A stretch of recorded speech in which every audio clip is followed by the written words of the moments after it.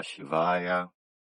Nós vamos iniciar agora comentando um pouco sobre o Shri Rudran, fazendo uma breve introdução para que nós conheçamos um pouco mais sobre o que é esse texto, de onde ele vem, para poder nós termos cada vez mais um entendimento um pouco melhor, que é importante para que essa recitação se estabeleça cada vez mais dentro do nosso coração. Então, Shri Rudran, ele é uma escritura védica. Ele está no corpo inicial, vamos dizer assim, dos Vedas. Porque a escritura védica em si, ela é muito ampla e abrangente por ser muito antiga. Mas o início dela, ali no seu início, foram compostos 4 livros, que é o Rig Veda, o Samaveda, o Yajur Veda e o Atharva Veda. Então, esses 4 samhitas, eles são a base inicial da escritura. Porém, os Vedas, ele é atemporal e ele é muito maior também do que somente o que está escrito. Ele vai sendo revelado de acordo com que nossa consciência vai se expandindo e conseguindo aprofundar. Então, o surgimento dos Vedas, ele se deu anterior também à escrita propriamente dita nos livros. Antigamente, na região onde hoje é a Índia, já existia um povo que ali eles tinham um contato com a natureza e reverenciavam a natureza como divina. Eles reconheciam em tudo, em todas as formas da natureza, a divindade. E praticavam desde então já sacrifícios para poder honrar essas deidades. Eram devotos da Mãe Divina na sociedade matriarcal que cultuavam Deus como um todo. Era a união ali de Shiva e Shakti. E eles, através dessa prática de sacrifícios que eram passadas de geração para geração, através da palavra escutada, né? Era de boca a ouvido, eles iam passando essas orações, essa ritualística para os seus descendentes. Na prática, eles tinham já esse hábito de fazer os rituais, e os rituais se estabeleciam ali de forma natural, porque um exemplo, eles louvavam a lua para que abençoasse a plantação com fertilidade, e eles viam que após aquele ritual, o resultado que se tinha era a abundância, né? Eles cultuavam a chuva para que caísse e não caísse em abundância demais e destruísse suas plantações, levasse seus animais. Então, através desse contato com a natureza, com essa ritualística, foram surgindo e descendo, através da inspiração, da intuição, os hinos védicos, que começou com hinos, né? Até eu gosto da lembrança de que o mestre Irineu, ele também começou com os hinos, né? Uma forma de fixar na mente, talvez, ali, o que está sendo entoado, também com a métrica adequada, e também com a entonação, por ser uma vibração. Então, os Vedas, eles começaram com esses hinos, muito anterior a essa escrita. Ia sendo passando de geração para geração, e num determinado momento houve alguns chamam de invasão, mas um encontro entre duas civilizações, vamos dizer assim. A que já existia ali, tinha esse modo de vida mais natural, e que eram chamados eles ficavam do outro lado do rio Indo. Então, o povo passou a chamá-los de hindu, né, e chamar o lugar de Índia. Então, através desse encontro posterior já, então, num determinado momento histórico, os povos indo-europeus, eles atravessaram esse rio Indo e tiveram contato com os hindus. E os hindus já traziam todo esse conhecimento místico, esotérico, ritual, do sacrifício do fogo, que já era feito desde então, e dessa mescla entre o povo hindu com os indo-europeus, começou então um registro histórico desses hinos no sânscrito. Então isso aí começou a descer na escrita para ficar registrado, e os indo-europeus eles também passaram a absorveram essa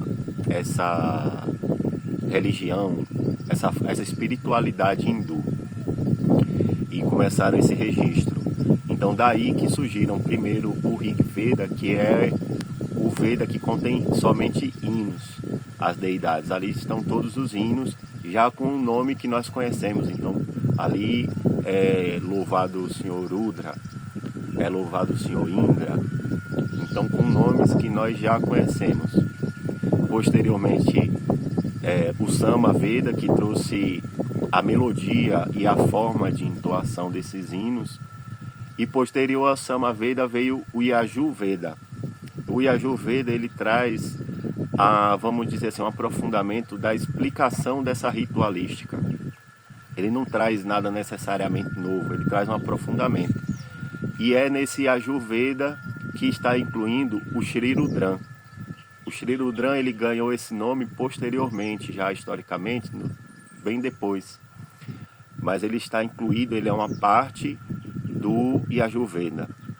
É lá que ele está incluído. Isso é muito bom, muito bonito de relembrar também, pelo fato de que apresenta para a gente que esse hino ele é entoado pelos nossos ancestrais desde tempos imemoriais, né? A gente está falando aí de milhares de anos antes de Cristo. Não existe uma palavra absoluta sobre quando esses hinos foram escritos ou quando eles surgiram, mas os estudiosos chegam a um consenso que isso se deu, a parte escrita já se deu mais ou menos entre 1000 anos antes de Cristo e 600 anos antes de Cristo. Então nós temos uma prática ancestral que vem de tempos imemoriais, e esse hino ele é entoado dessa forma no sânscrito, com essa ritualística, fazendo o sacrifício ao fogo, desde então, antes da era cristã, muito antes. Isso demonstra o poder do hino em si, né? É uma forma de demonstração do poder do hino em si, porque nada sobrevive há tanto tempo sem uma força espiritual profunda por trás, assim como todos os Vedas.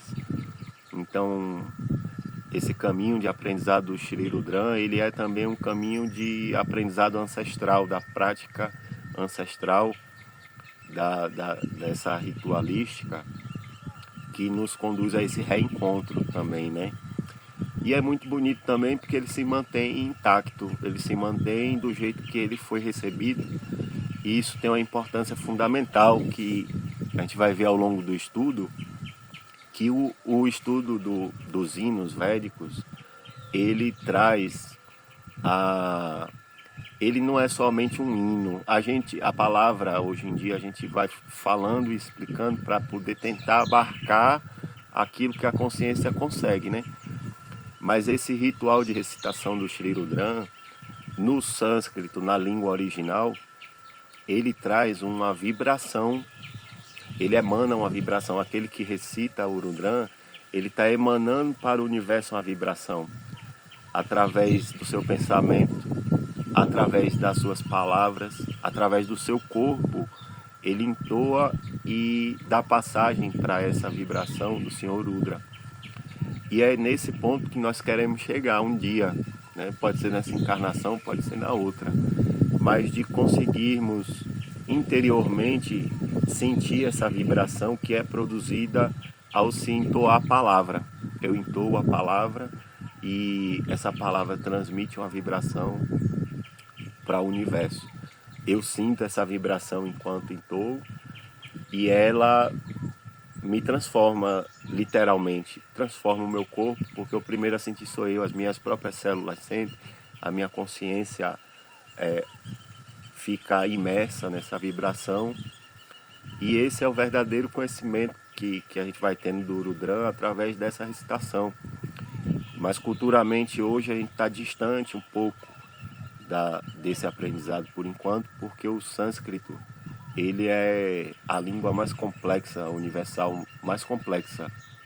É uma língua que consegue abarcar em si, nas suas sílabas, representar todas as vibrações do universo. Então é um estudo que requer uma dedicação profunda e de uma vida, né?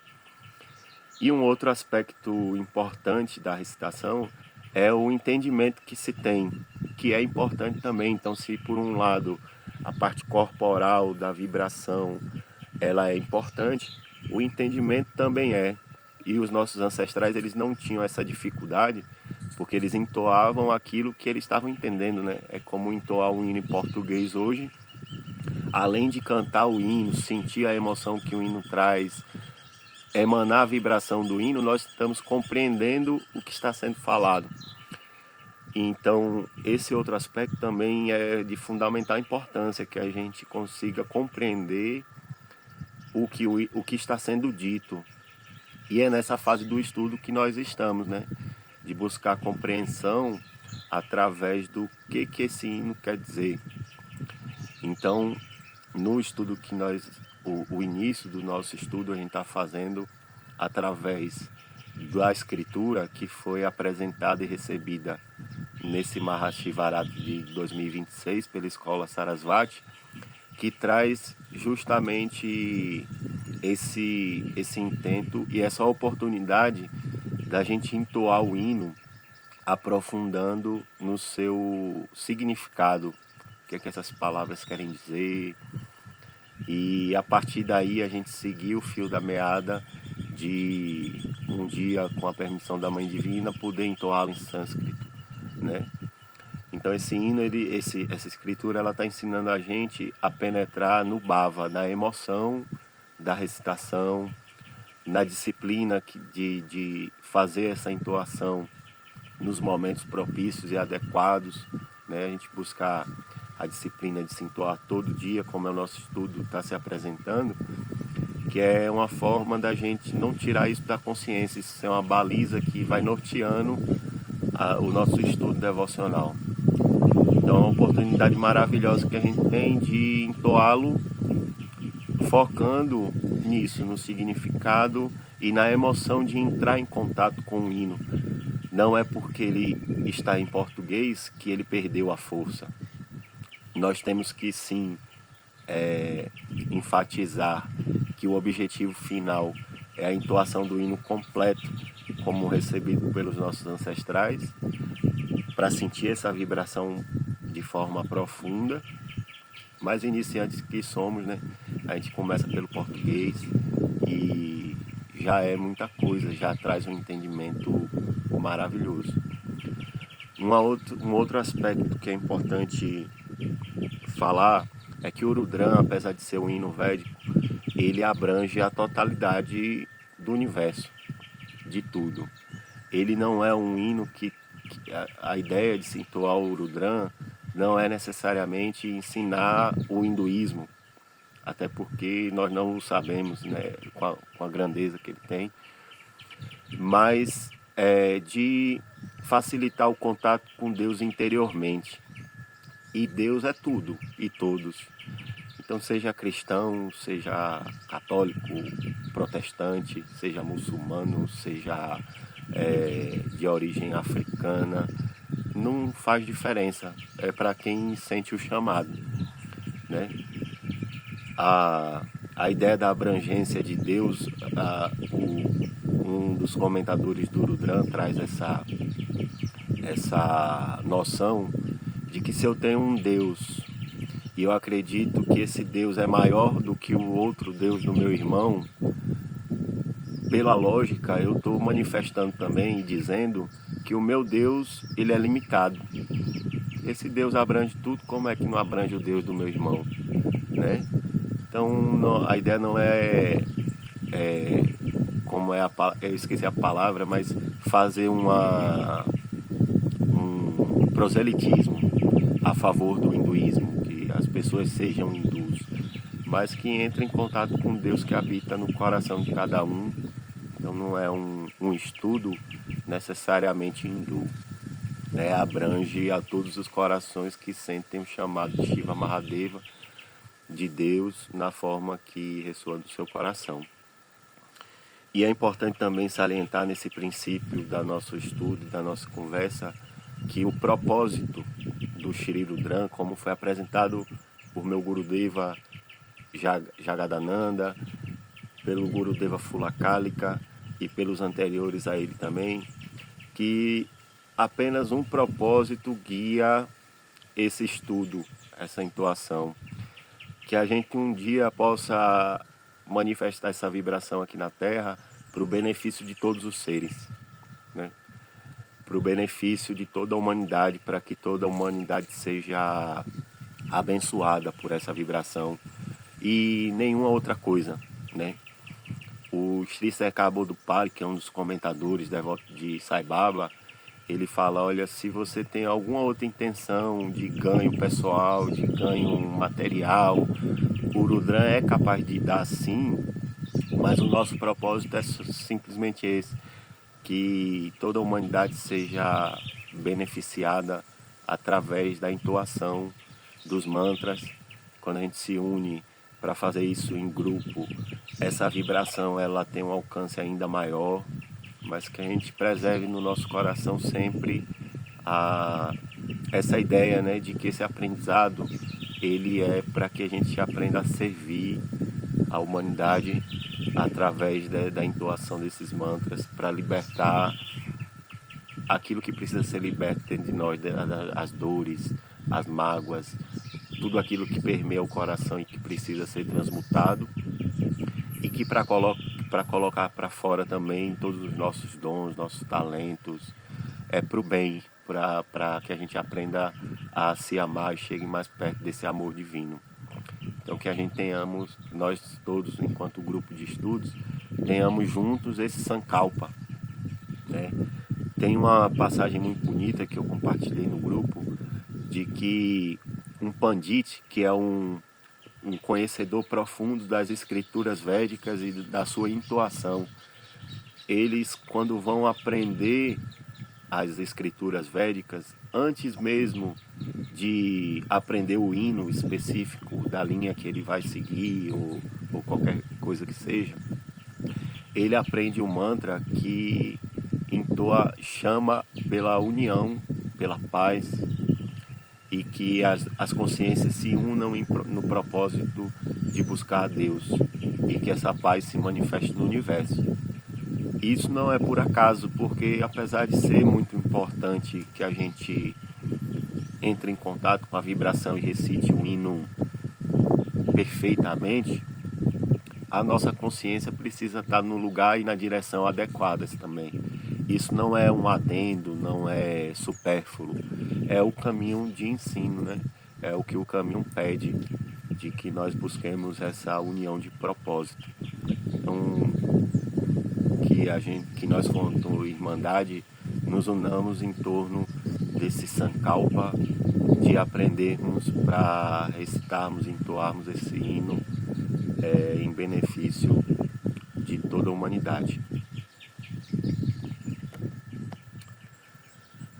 Então, hoje nós estamos dando essa introdução que é para a gente entrar em pé de igualdade, vamos dizer assim, conhecer um pouquinho mais sobre essa história de onde surgiu o Rudran, de onde é que ele vem. O Rudran, a força dele é essa mesmo, de união, porque perceba que existem várias linhas de adoração, até o próprio Shiva. Existem várias formas de buscar essa adoração pessoal, e um ponto de encontro é justamente o Shri Rudran. Todas essas linhas que cultuam Mahadeva o têm como uma escritura máxima, uma escritura que tem o conhecimento da forma de Shiva em si.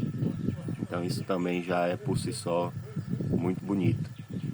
Então que tenhamos um ótimo estudo com a continuidade desse aprendizado, da recitação, que nós possamos manifestar cada dia mais esse aprendizado e que a gente se una em torno desse propósito e sankalpa de o fazer pelo bem-estar de toda a humanidade. Jaya Radhe, Om Namah Shivaya.